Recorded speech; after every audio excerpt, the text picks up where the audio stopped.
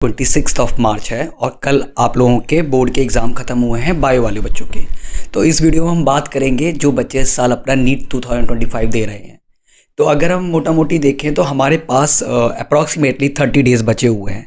And now how will we use these 30 days in very strategically manner. So first I will share the strategy of physics, right? So in physics there are some chapters which are very difficult and there are some chapters which are very easy, but from the perspective of the biology student, most of the students consider physics is very difficult. So ऐसा नहीं होता है। आपको क्या करना है कि मैं अभी एक लिस्ट बना के आपको दे दूंगा और आप उसके अकॉर्डिंग चलिएगा, ठीक है? तो सबसे पहले आपको जो थ्योरी है अपनी उसको अच्छे से कंप्लीट करनी है, ठीक है? अच्छे से मतलब टाइम देना पड़ेगा, ठीक है? टाइम तो देखो देना पड़ेगा, ये नहीं कि आप ऊपर से पढ़ लो। आप प्रॉपर टाइम दो तभी आपको रिजल्ट मिलेगा। उसके बाद जब आप थ्योरी किसी पर्टिकुलर चैप्टर की कंप्लीट कर लें, देन आप जाएं उसके PYQ पे, ठीक है? PYQ सॉल्व करो। PYQ से देखो किस तरह के क्वेश्चन आ रहे हैं, क्या कॉन्सेप्ट है और किस तरीके का मतलब उसमें फॉर्मूला वगैरह यूज़ हुआ है। एंड जो भी शॉर्टकट्स अगर इनकेस नहीं आ रहा है कोई क्वेश्चन, देन सीधा सॉल्यूशन एंड सी कि उन्होंने क्या शॉर्टकट यूज़ करे हैं, किस तरीके से कैलकुलेशन को मिनिमाइज़ किया है। तो ये सारी चीज़ें आपको देखनी पड़ेंगी, ठीक है? दूसरी चीज़ ये कि वीक में कम से कम आप 2 तो मॉक रखो अपने, 2 नहीं तो 3 मॉक रखो, ठीक है?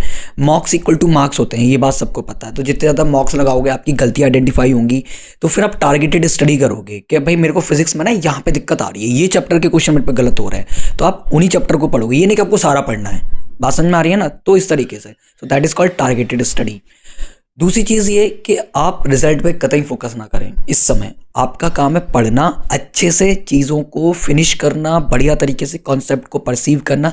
दिस इज़ योर टास्क, ठीक है? रिजल्ट पे फोकस मत करो कि क्या रैंक आएगी, कितना स्कोर आएगा, भाई बिल्कुल मत करो, ठीक है? एक बार MS धोनी साहब से पूछा गया कि आप क्या सोचते हैं मैच के दौरान, तो वो कहते हैं कि मेरा बस काम है मैं कैसे अपने आप को अच्छे से खेलूँ। उनका रिजल्ट पे कभी फोकस नहीं आता। तो वही चीज़ है, ठीक है? तो आप चीज़ें अचीव होंगी। दूसरी चीज़ ये कि हर एक चीज़ को अचीव करने का एक प्रोसेस है, फॉलो द प्रोसेस, ठीक है? प्रोसेस क्या है? अच्छे से थ्योरी पढ़ो, PYQ देखो, एनालाइज करो चीज़ों को। और हाँ, जब आप मॉक दें तो उसका पोस्टमार्टम ज़रूर करें, ठीक है? पोस्टमार्टम इन द सेंस कि कहाँ पे गलती कर रहे हैं, क्या टाइम इशू आ रहा है आपके साथ, या किस तरीके से उसको अटेम्प्ट कर रहे हैं, वो सारी चीज़ें आपको देखनी है, ठीक है? हम 11th और 12th के अगर चैप्टर्स को डिवाइड करें तो 11th में जैसे हमारा एरर एनालिसिस बहुत इजी है, वहाँ से क्वेश्चन अच्छे खासे आते हैं। काइनेमेटिक्स इजी है, डुएबल है, कर लोगे।